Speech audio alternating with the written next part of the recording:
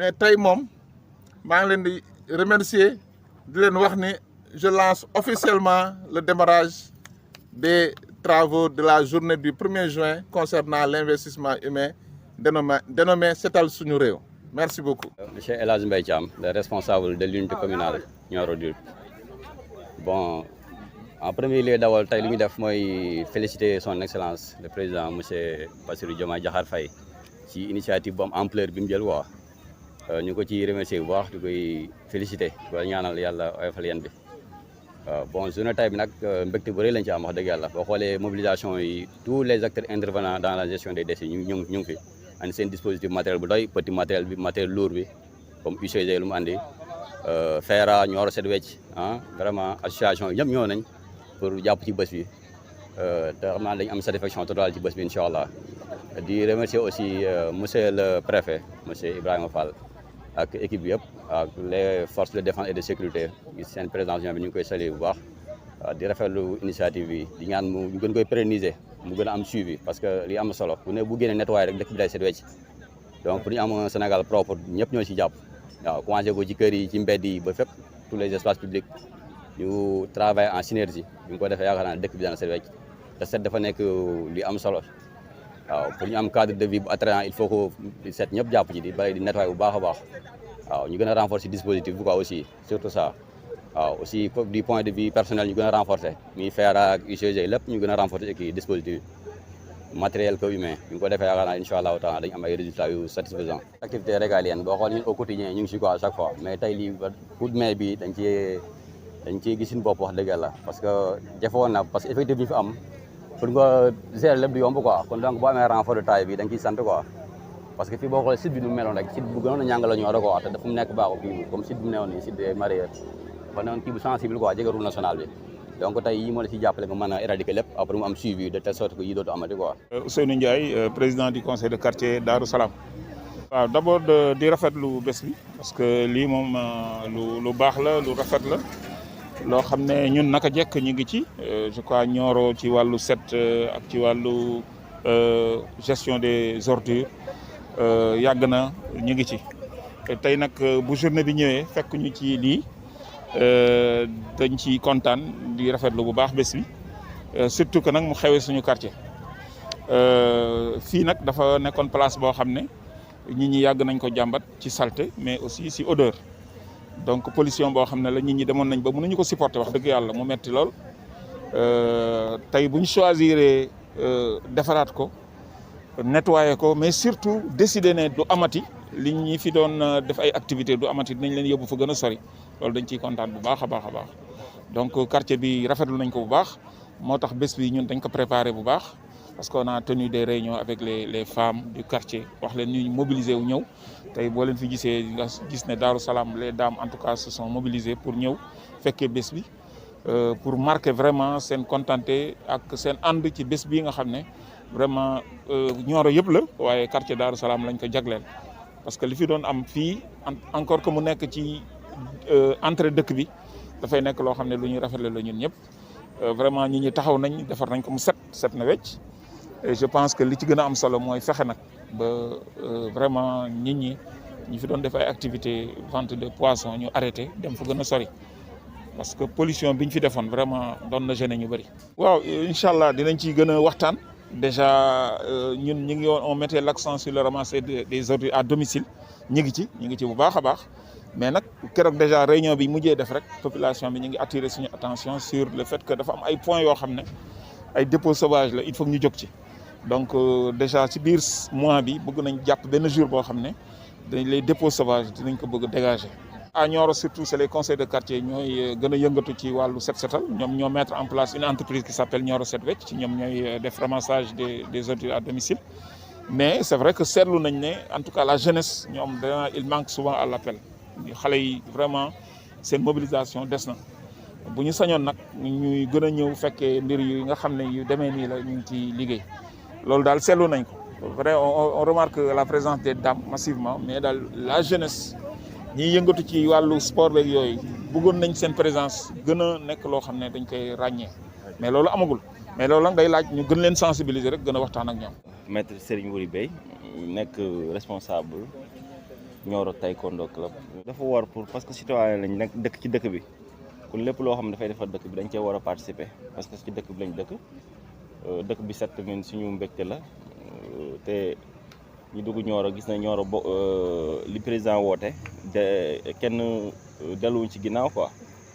loolu noonu vraiment daf ñoo war moo tax ñu génn pour fexe ba def lépp lu ñu mën pour dëkk bi set wecc comme ni ko président bëggee. waaw ñun moom ci loolu lañ nekk ñun moom toujours ci loolu lañ nekk si jàngal xale yi ne lépp loo xam ne sa réew soxla na la ko nga mën ko da nga koo war a def parce que ñun toujours moom ci loolu la ñuy ñaax xale yi nga ko woon moo tax nag bi li amee ma dajale leen ne leen nag ku ci disponible ku ne nga ñëw ñuy ànd ñun ñëpp fexe ba Nioro set comme yeneen ville yi yeneen dëkk yi yëpp ni ñu ko defee ñu defee ko noonu. Ada Diop président des mareyeurs. waaw loolu jàngat bi ma ci am mooy li may njëkk a wax mooy di remercier ñi fi nekk ñëpp te aussi lu rafet la xalaat bu rafet la fii nag ñun ñoo fi nekkoon di liggéey xaw nañ fi yàgg mais dañ ñu ko joxoon nii rek comme ñu toogaale fi waaye bi ñu fi joxe pour ñu toogaale fi tout le temps doon nañ ñu jëlee fii di ñu yóbbu feneen ba mujj ñu indi fii mais nag démb bi ñu arrêté nañu dañu fiy jógee wax dëgg yàlla am jaaxle woon nañ trop ci fu ñuy dem mais nag après préfet jox nañu benn place boo xam ne nee na en attendant mun nañ fa nekkaaleegum ba mu ñuy utal fu ñu nekk mais nag bi ñu ko xoolee place bi mu ñu jox vraiment baax na pour ñun xanaa li ñuy bëgg daal mooy ñu ñëw defaral ñu ko ba nga xam ne camion yi ñuy jël di ko yóbbu dinañ fa mën a nekk parce que tamit camion yi da ngay gis camion boo xam ne day yeb ay 8 tonnes ay 7 tonnes xam nga camion boobu neexul wàcce ci suuf di dox ak moom ci suuf loolu daal la ñuy ñaan pour ñu defaral ñu ko foofu noonu voilà. xet gi moom dérangé woon na waa Nioro yëpp mais xam nga aussi nit moom nit rek la kon ñun ñi fi nekkoon doon liggéey aussi xet bi dérangé woon nañu waaw mais yëg-yëg bi moom mooy xam naa ne toujours nit ñi doon nañ ñëw ci man di ma wan ne ma fii baaxul fii xet bi daf ñu sonal waaye nag comme dañ fi nekkoon di liggéey di jaamu yàlla di liggéey aussi ak kenn ku ci nekk di fi ñëw di wut loo am yóbbu sa njaboot te li fi xëy si nit ëpp na ay junniy nit mënoo xëy rek na leen da ngeen di arrêté te joxoo leen fenn waaw moo taxoon jógee fii woon xawoon jafe si ñun waaye nag comme li ma la wax noonu rek comme yàlla dogal na am nañ place bu ñu jox vraiment li muy bëgg daal mooy ñu jox ñu place boo xam ne ni ñu bañ ñu def comme doomu muus rek di jël di toxal ñu jox ñu place boo xamante ni vraiment dinañ fa mën a toog liggéey fa tranquillement parce que waxtaan naa ceeg préfet waxtaan naa ceeg waa service d'hygiène waxtaan ceeg commandant brigade yi fi nekk yëpp li ñuy wax daal mooy dinañ ñu ko defaral dinañ ñu sécurité bañ mën faa nekk vraiment aussi man maa ngi leen di déglu ci loolu noonu. Cheikh Ahmed Tidiane Wilane deuxième adjoint maire à Nioro donc maa ngi wax turu Dji Mamadou Ba le maire empêché boo na ñëw mais au dernier moment la am benn manifestation bu mu warul manqué ñu wax ñu nag ñu ñëw tous les bureaux municipaux tous les conseillers ànd ak la population comme ni ko le président de la République santaane te monsieur le préfet du département instruit ñu wax ñu ko ñu ñëw def lancement opération set setal bi léegi nag ñu ngi fi ñu commencé fii ci mareyeur fi ñoon jaay jën la place boo xam ne koñ bi dañ ko doon jooy voyageurs yi ñu dugg Nioro dañ ko doon jooy ñi génn Nioro dañ ko doon jooy parce que xet bi loolu moo tax ñun ñu fii nii on a ñu waxtaan ensemble ba trouver fii nii le site idéal pour def le lancement des travaux le préfet moo ko supervisé avec les chefs de service avec les sociétés yi nga xam ne ñu ngi fi avec les adjoints au maire même les maires de l'intérieur du département envoyé nañ ay délégation donc tey suba waa ICG ñu ngi fi waa FERA ñu ngi fi les manœuvres de la municipalité ñu ngi fi les bàjjen gox ñoo nañ waa FERA ñoo nañ toute la population daal dans toute sa composition ñoo nañ bokk ci liggéey bi. il faut surtout noter que le maire de la ville Dji Mamadou Ba aussi def na grand moyen ba indi ay engins yoo xam ne ñu ngi bàyyi ko Dakar pour nettoyage bi mais surtout pour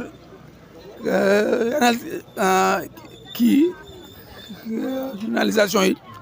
canalisation dafa amoon ndox yoo xam ne baaxul ak saleté boo xam ne il faut ñu ubbi ko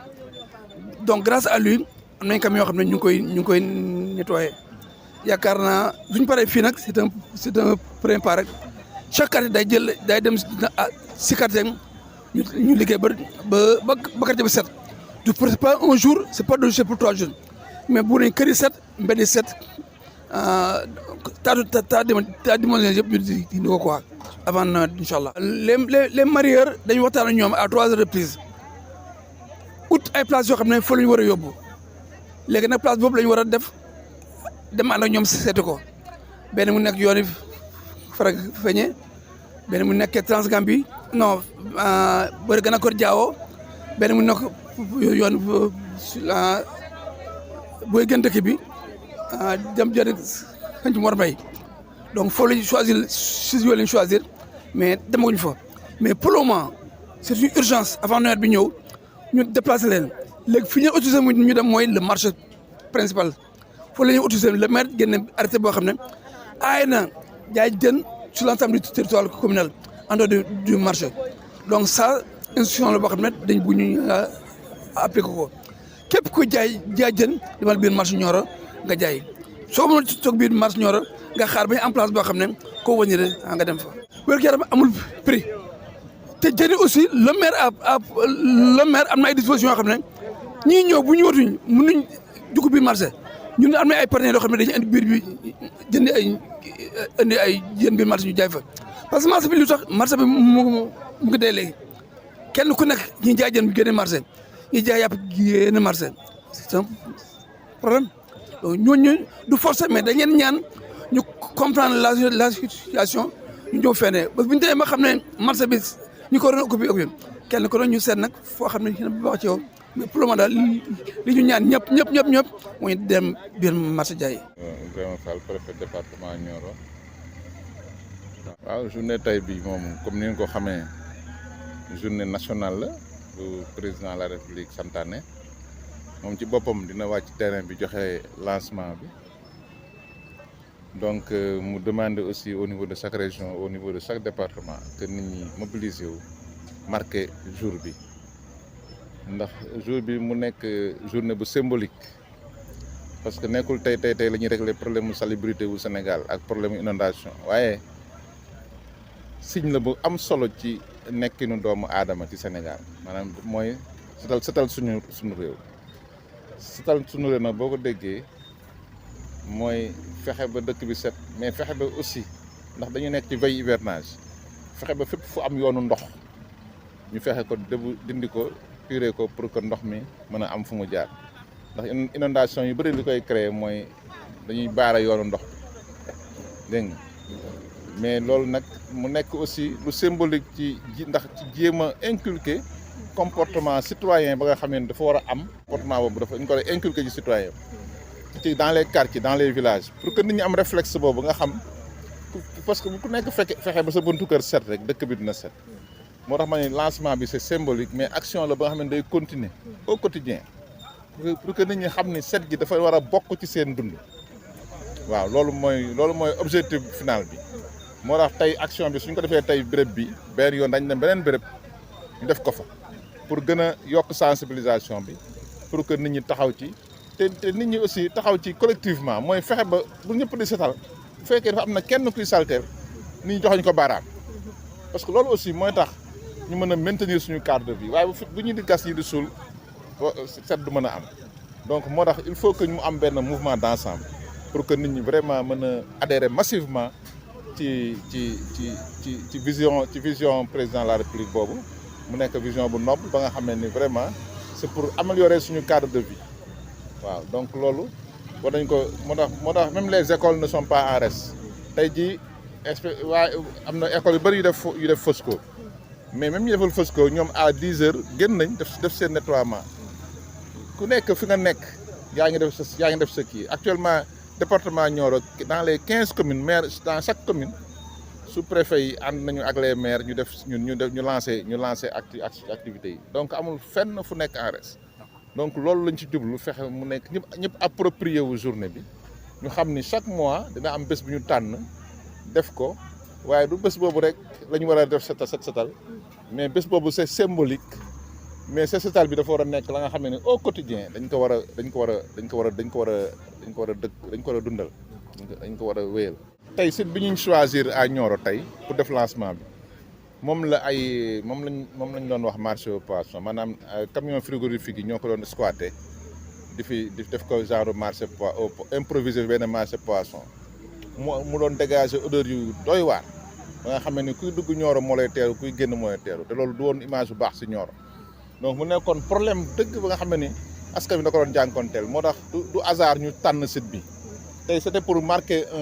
un coup symbolique pour wane ni tey fi ñu yaakaar ni moo gën a am problème ci Nioro foofu la ñu tàmbalee ñu ngi koy defar nag waaye bu ñu ko defaree ba pare tamit dañu fexe ba améliorer ko avec les maires waaw maire Nioro ak maire Darou Salam daañu ànd